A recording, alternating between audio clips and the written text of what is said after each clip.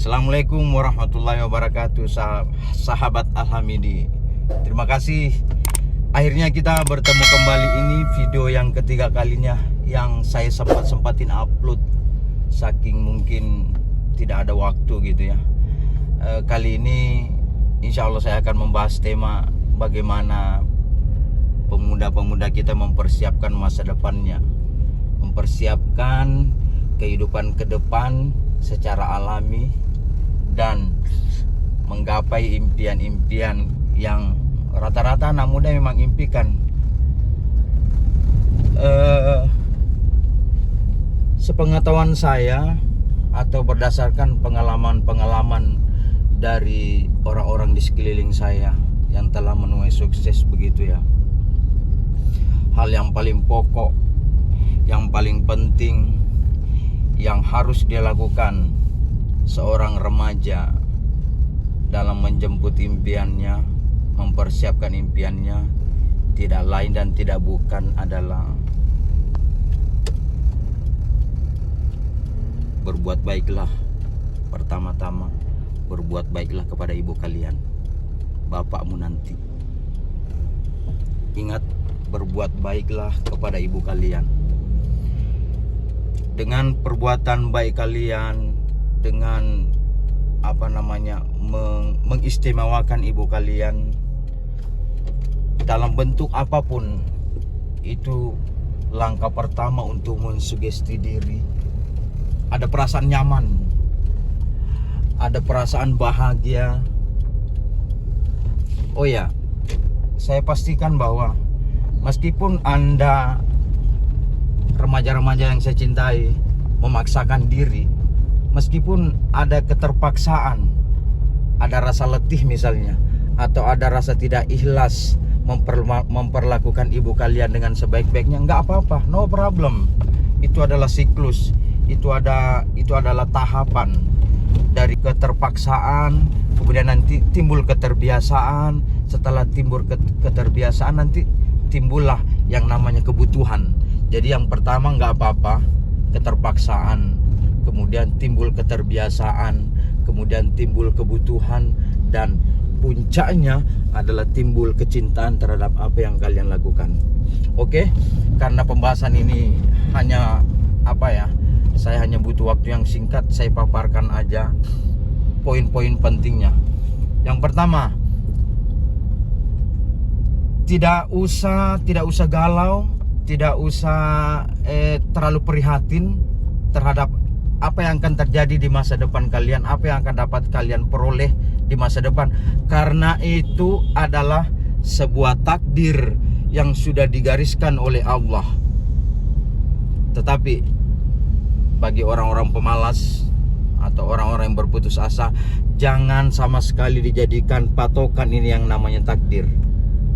Jadi artinya begini, jangan pernah berpikir bahwa apapun yang saya lakukan itu nggak ngaruh kali ya. Nggak ngaruh. Semua sudah ada takdir, sudah ada jalannya, sudah ditakdirkan. Apapun yang saya lakukan, mau rajin belajar waktu sekolah, mau gerasa gerusuk cari peluang-peluang bisnis atau belajar lewat seminar-seminar, itu nggak ngaruh. Sebagian orang berpendapat seperti itu, nggak ada pengaruh, karena dia bersandar atau berpatokan dengan yang namanya garis hidup takdir. Bukan begitu. Penjelasannya memang agak rumit tapi mengasihkan. Yang namanya takdir seperti ini: berusahalah semaksimal mungkin. Dengan belajarmu itu, dengan kebaikanmu, dengan pengorbananmu, dengan hubunganmu yang baik sama Allah Subhanahu wa Ta'ala, dan juga dengan penghormatanmu sama ibumu, itulah yang akan mengarahkan takdir itu menuju kebaikan. Ingat, takdir itu ada dua. Maaf sedikit melebar ya, biar lebih jelas ini. Dan ini juga baik untuk pembelajaran bagi anak-anak muda yang sekarang betul-betul jauh dari agama. Akhir zaman begini, bersyukurlah para orang tua ketika melihat anak remajanya. Bersyukur ketika melihat anak remaja kalian, ibu-ibu yang tercinta, bapak-bapak yang saya hormati. Bersyukurlah ketika Anda melihat anak remaja kalian itu masih sempat mengambil air wudhu, dengan ikhlas, dengan penuh tawadhu, mengambil air wudhu, kemudian dia melakukan sholat, tidak apa-apa bolong-bolong. Tapi ketika Anda menyaksikan anak Anda, remaja Anda, putra-putri Anda menyempatkan diri berwudu, kemudian sholat di kamarnya atau di dalam rumah, bukan di masjid ya, karena ini beda sekali. Ketika dia sholat di rumah, panjatkanlah puji syukur kepada Allah, karena itu sesuatu yang luar biasa untuk di akhir zaman sekarang ini. Luar biasa. Beda ketika anak mengambil air wudhu, berangkat ke masjid, mungkin itu semacam hanya sebuah kebiasaan, atau mungkin sekalian aja dia mau keluar mendengar suara azan lalu dia berwudhu berangkat ke masjid. Bagi saya itu biasa-biasa aja. Tetapi yang luar biasa, ibu-ibu, bapak-bapak, ketika anak remaja Anda umur 17-18 mengambil air wudhu, contoh jam 1-an misalnya, atau jam 2 siang, dalam kegiatan, setelah anak Anda melakukan kegiatan, kemudian dia sempatkan mengambil air wudhu lalu sholat di kamarnya, ini sesuatu yang luar biasa. Berarti anak remaja kita itu, anak remaja Anda sudah mengkhususkan sebuah waktu luang untuk menghadap ke Rabb-Nya. Jadi saya tolong ibu-ibu, bapak-bapak, bersyukurlah kepada Allah dengan seikhlas-ikhlasnya, dengan setulus-tulusnya, bahwa Anda masih diberi kesempatan oleh Rabb, oleh Allah, untuk menyaksikan anak remaja Anda mengambil air wudhu dan sholat di rumah.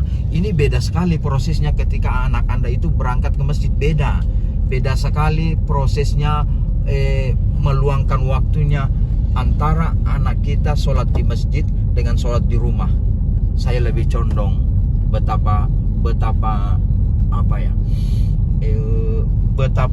anak Anda, anak kita itu betul-betul meluangkan waktu khusus untuk menghadap kepada Allah ketika dia sholat di rumah. Beda prosesnya ketika dia berangkat ke masjid. Karena apa? Mungkin di masjid itu dia seolah-olah mungkin lagi nggak betah di rumah. Kemudian di seputaran masjid itu dia punya teman, jadi sekalian aja dia berangkat ke masjid, setelah itu ketemu teman-temannya atau punya kegiatan di luar. Jadi fokusnya bukan untuk ibadah, tapi mungkin sambil lalu. Tetapi ini proses. Ketika melaksanakan sholat di rumah, berarti dia mengkhususkan waktu yang untuk di akhir-akhir zaman sekarang. Itu sesuatu yang luar biasa, yang patut disyukuri, sangat patut disyukuri, dengan setulus-tulusnya, dengan seikhlasnya kepada Allah Subhanahu wa Ta'ala. By the way, kita lanjut. Yang pertama tadi, untuk menjemput masa depan yang indah, cerah, sesuai dengan impian kalian, wahai para remaja. Pertama, berbuat baiklah sebaik-baik mungkin kepada ibu Anda selagi ibu Anda masih ada. Itu yang pertama. Satu-satunya hal di dunia ini yang mampu membuat Allah tersenyum, disaksikan oleh para malaikatnya, adalah ketika seorang anak mampu membuat ibunya tertawa atau ibunya senang. Itulah hal satu-satunya yang membuat Allah tersenyum. Yang lain tidak. Satu-satunya hal yang mampu membuat Allah tersenyum ketika dia menyaksikan seorang hambanya mampu membahagiakan, mampu berbuat baik kepada ibunya dalam satu momen. Ingat, dalam satu momen ya, bukan terus-menerus. Karena kita ini makhluk lemah. Terkadang ibu kita juga, yang apalagi yang sudah tua, seperti yang di belakang ini. Ini ibu saya. Ini ibu saya berusaha sebaik mungkin berbuat baik sama dia. Tapi kadang-kadang dia juga membuat kami membuat saya terutama hilang kesabaran. Umur-umur seperti beliau ini, ibunda tercinta ini, kadang-kadang timbul rasa bandelnya gitu. Mentang-mentang kami sangat memanjakan dia, wah dia berbuat tingkah juga sih. Jadi kadang-kadang ibu itu tanpa dia sadari membuat anaknya itu berdosa sebenarnya. Masya Allah. Tapi setelah Anda berbuat kasar kepada ibu Anda, misalnya karena sudah nggak kuat dengan tingkah lakunya yang sudah tua misalnya begini, dan itu wajar. Ketika Anda sudah tidak mampu lagi menahan emosi, sempat membentaknya dalam skala kecil ya, jangan terlalu bentak ya, jangan. Maksudnya tingkat emosi kalian sudah nggak bisa tertahan, kemudian Anda membantai ibu Anda, seketika itu juga balas dengan istighfar secepatnya. Sesadar itu balas, astagfirullahaladzim, astagfirullahaladzim. Ini kan ibu saya sudah tua, dia kembali ke masa kecilnya seperti bayi. Langsung arahkan pikiran Anda ke situ. Timbulkan rasa penyesalan, istighfar sebanyak-banyaknya, dan raih tangannya, cium tangannya, tersenyum, bikin dia tersenyum kembali. Insya Allah ketika Anda berbuat dosa membentak dia, seketika itu insya Allah Allah mengampuni dosa Anda. Jadi ketika Anda sudah nggak sabar kepada ibu Anda, sempat membentaknya atau tidak melakukan apa yang diperintahkan dia, segeralah beristighfar, kemudian raih tangannya, cium, bercanda sama dia, bikin dia tertawa. Mudah-mudahan seketika itu juga Allah mengampuni dosa Anda, karena dosa kepada ibu itu luar biasa. Oke? Kita banyak intermezzo ya, kita banyak melebar kemana-mana karena ini tanpa konsep. Betul-betul niat tulus memberikan gambaran atau langkah-langkah kepada remaja-remaja akhir zaman. Saya bilang remaja-remaja akhir zaman yang luar biasa sekarang bobroknya. Ini langkah-langkah Anda untuk mempersiapkan atau menggapai cita-cita impian Anda yang ada di kepala. Misalnya punya rumah bagus, istri yang cantik jelita, punya rumah, punya istri yang enak dipandang mata, yang hati condong kepadanya, sehingga Anda para remaja nanti nggak perlu selingkuh lagi. Banyak-banyak berdoa untuk mendapatkan istri yang cantik ya, karena perselingkuhan ke depannya itu luar biasa. Kemudian rumah impian, istri yang cantik, kendaraan, dan anak-anak yang sehat. Itu impian para remaja. Ketika Anda, hai para remaja, ketika sudah berada di tempat tidur nih, terbaring, mata nggak bisa terpejam, kondisi badan tertelungkup kan ke bawah ya. Kalau begini apa namanya? Apa? Tertelentang, mata Anda itu nggak bisa merem ya. Pikiran kemana-mana. Yang penting jangan mesum ya, jangan mesum. Pikiran kemana-mana, terlentang, mata menuju ke langit-langit kamar. Ketika itulah, seperti yang pernah saya rasakan dulu, ketika itulah berjuta-juta hal masuk di kepala, membayangkan seperti apa sih hidup saya ke depannya ya. Saya harus gimana ini ya. Terutama bagi Anda yang misalnya nih, maaf kata, orang tua Anda bukan dari keluarga yang kaya gitu, kehidupan yang sederhana. Jadi terkadang timbul rasa takut. Bagaimana ini saya kuliah, apakah orang tua mampu ya?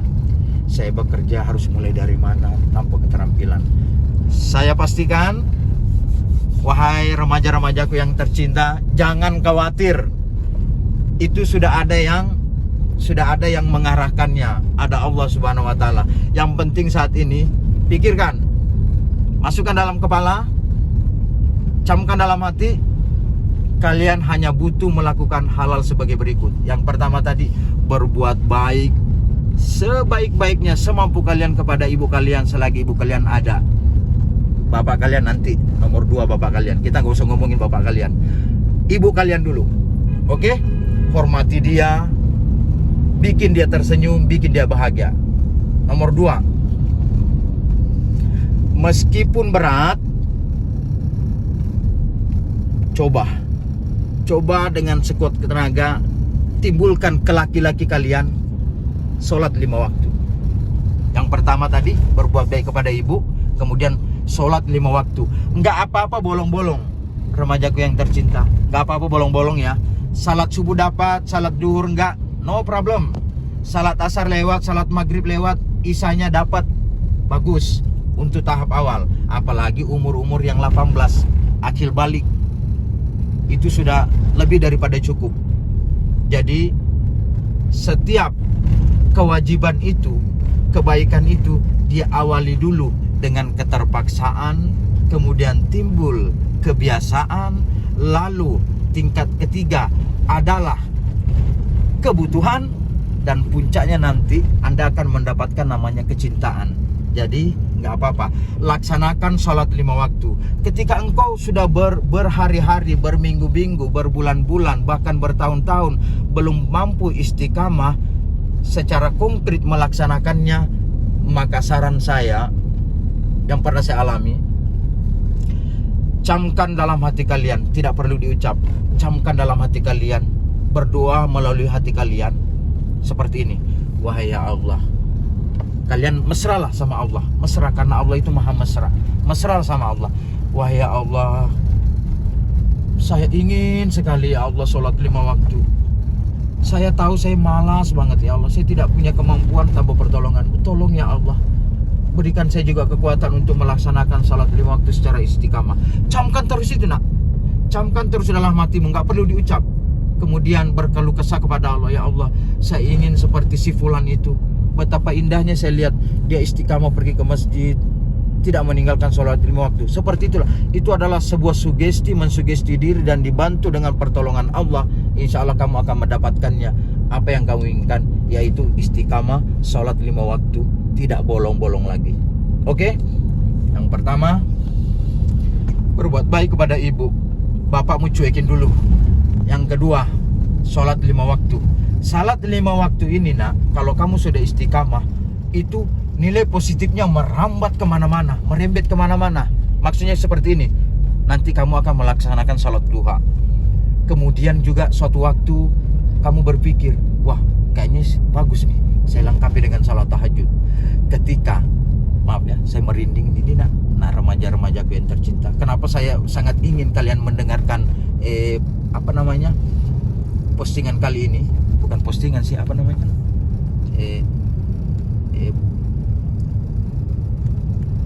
video kali ini. Kenapa saya sangat ingin kalian mendengarkan video kali? Karena ini sangat bermanfaat bagi masa depan kalian. Ketika anak-anak remajaku sudah melaksanakan salat 5 waktu, awal-awalnya nggak apa-apa bolong-bolong, nanti itu akan melebar ke nilai-nilai positif yang lain. Misalnya salat duha, kemudian salat tahajud.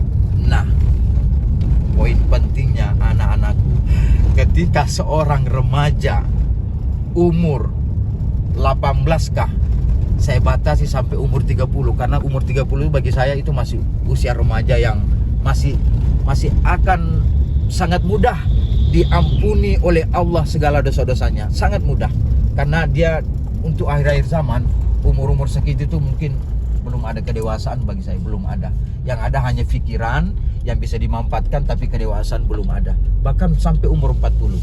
Jadi ketika Anda, anak-anakku, sudah mampu melaksanakan sholat 5 waktu, salat duha, salat tahajud, 3 bekal ini sudah dipegang oleh Anda, anak-anakku sekalian, yakinlah, tak ada satupun hal yang mampu menghalangi kesuksesan kamu di masa depan.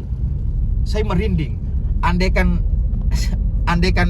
kamera ini nggak dipegang oleh anak saya atau ibu saya nggak ada di belakang, saya akan menangis ini, mengungkapkan ini. Saya akan menangis, terharu banget. Jadi ingat, ketika Anda salat 5 waktu, kemudian salat duha dipegang, salat tahajud kamu usahakan, yakinlah anak-anakku, salat 5 waktu, salat duha dan salat tahajud, ketika ini sudah ada di genggaman kalian, tak ada satu hal pun di dunia ini yang mampu menghalangi kesuksesan luar biasa kamu di masa depan. Istri yang cantik jelita, kemudian pekerjaan yang sangat munafik, rumah yang indah, kendaraan yang mewah, bahkan yang lain lagi kamu akan dapatkan dengan secara alamiah. Ingat, secara alami, karena ada zat yang maha kuasa yang mengarahkan hal itu kepada kamu, Allah subhanahu wa ta'ala. Berbuat baik kepada ibu, sholat 5 waktu yang nantinya akan berimbas kepada kegiatan kamu melaksanakan sholat duha dan sholat tahajud. Tak ada lagi hal yang mampu membuat kalian semestinya harus khawatir terhadap masa depan kalian. Kamu bisa bayangkan, kami seumuran kami ini nak, yang sudah hampir 50 tahun menyaksikan seorang anak, seorang remaja setiap salat 5 waktu dia ada di masjid. Kemudian suatu waktu ketika kami bertamu ke rumah teman atau rumah keluarga, kami terbangun untuk salat tahajud. Tiba-tiba ketika selesai mengambil air wudhu, kami melihat anak remaja si empunya rumah ini juga terbangun mengambil air wudhu, kemudian dia salat tahajud. Bukankah itu sesuatu yang luar biasa, yang sangat jarang bisa kami temukan sekarang, ya? Oke, mungkin di video lainnya nanti saya akan membahas lebih detail, tapi tolong pegang dulu secara umum ini. Berbuat baik kepada ibu, bapak mencuekin dulu, kemudian salat 5 waktu yang nanti mungkin berimbas kepada salat duhamu dengan tahajudmu. Kemudian ketika engkau ingin bahagia melalui hari-hari memulai dari saat remajamu, nak, berusahalah menghargai dirimu sendiri dengan jalan apa? Dengan jalan senantiasa berbuat kebaikan dalam hal yang sekecil-kecilnya. Contoh, karena kebaikan itu mensugesti diri untuk bahagia. Dengan berbuat baik, kamu itu sama aja dengan menghargai dirimu sendiri, memberi penghargaan kepada dirimu sendiri untuk dihargai oleh alam, untuk dihargai dan dihormati oleh alam semesta. Itulah caranya. Jadi contoh kecil berbuat baik itu, nak. Maaf ya, mungkin ini agak lebay bagi sebagian kalian karena kalian itu rata-rata kan anak gaul gitu ya, nggak memperhatikan lagi hal-hal seperti ini. Contoh, ketika ada kecoa di rumah lagi terkangkang, terbalik, kakinya meraung-raung, ingin berjalan gitu, meraung-raung begini, kecoa itu jangan dibunuh. Kalau kamu jijik, ambil sapu atau sebatang lidi, kamu balikan badannya dengan niat supaya dia bisa berjalan. Itu perbuatan baik. Dan rasakan setelah kamu melakukan itu akan timbul rasa nyaman, rasa bahagia. Kedua, contoh kecil misalnya. Ini contoh ya.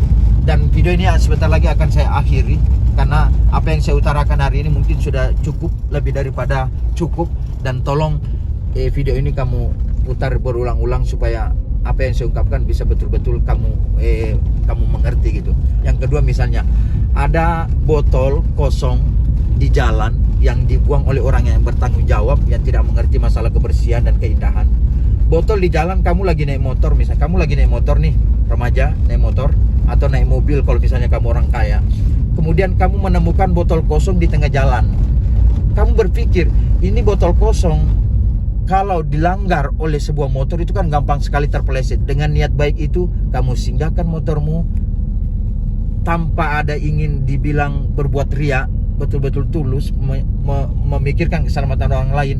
Singkirin botol itu ke tempat sampah atau ke pinggir jalan, kemudian kamu lanjutkan perjalanan.